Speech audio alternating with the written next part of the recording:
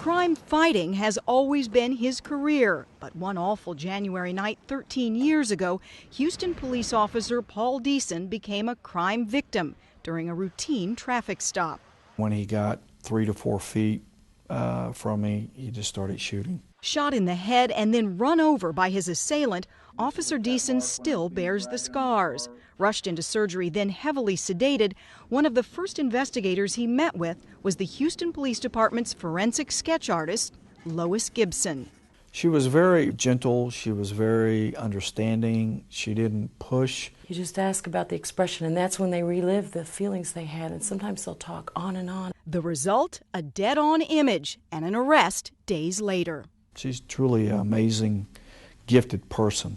And a crime victim herself. Lois Gibson was raped as a young woman. I bring that up right away, and that's a tool for me. But what wasn't easy was getting hired by the Houston Police Department in the first place. I had to go to the Houston Police Department and talk them into using a housewife doing something they hadn't done before. They'd never used an artist. It was hard. I just dared them. They took the dare, and she's been sketching ever since. Law enforcement is just like any bureaucracy, is slow to change. That's why it took the HPD 7.5 years to give me a full-time job.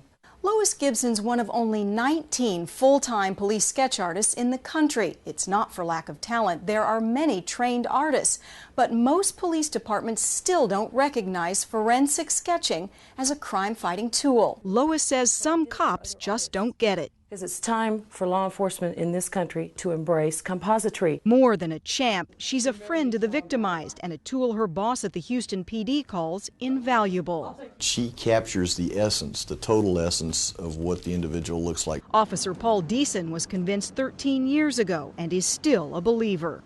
I don't understand why that more police departments don't have people like Lois.